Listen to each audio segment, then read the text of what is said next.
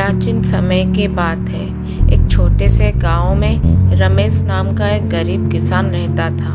उसके जीवन की सबसे बड़ी ताकत थी उसका भोलेनाथ पर अटूट विश्वास। वो रोज सुबह मंदिर जाकर भोलेनाथ की पूजा करता और अपने दिन की शुरुआत करता। रमेश के पास जमीन का एक छोटा सा टुकड़ा था जिसमें वो खेती करता था, लेकिन उस साल गांव में भयंकर सूखा पड़ा और उसकी सारी फसल बर्बाद हो गई। गांव के अन्य किसान निराश होकर गांव छोड़ने लगे, लेकिन रमेश ने हार नहीं मानी। उसने अपने दिल में विश्वास बनाए रखा कि भोलेनाथ उसे जरूर रास्ता दिखाएंगे।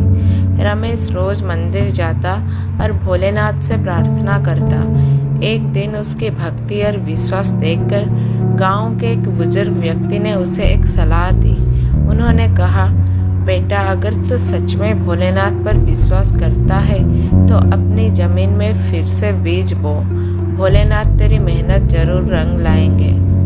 रमेश ने इस सलाह को गंभीरता से लिया। सबकी हंसी उड़ाने के बावजूद उसने अपने जमीन में बीज बो दिए और फिर से मेहनत करने लगा। वो रोज भोलेनाथ की पूजा करता और अपने खेत में काम करता। कुछ दिनों बाद चमत्कार हुआ। आसमान में काले बादल छा गए और बारिश होने लगी। उसकी जमीन हरी भरी हो गई और फसल लहलहाने लगी। गांव के सभी लोग इस चमत्कार को देखकर हैरान रह गए। जिन किसानों ने गांव छोड़ दिया था वे भी वापस आ गए, लेकिन अब उनकी जमीन बंजर हो चुकी थी।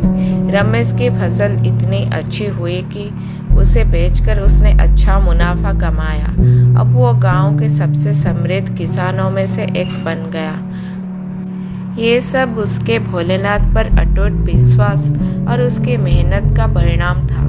इस कहानी से हमें ये सीख मिलती है कि जब हमारा विश्वास अडिग होता है तो भगवान भी हमारी मदद के लिए आते हैं। कठिनाइयाँ जीवन का हिस्सा होती है, लेकिन अगर हम अपने ईश्वर पर विश्वास रखते हुए मेहनत करते रहे तो कोई भी बाधा हमें हमारे लक्ष्य तक पहुंचने से नहीं रोक सकती। भोलेनाथ पर विश्वास रखना ही हमारी सबसे बड़ी ताकत है।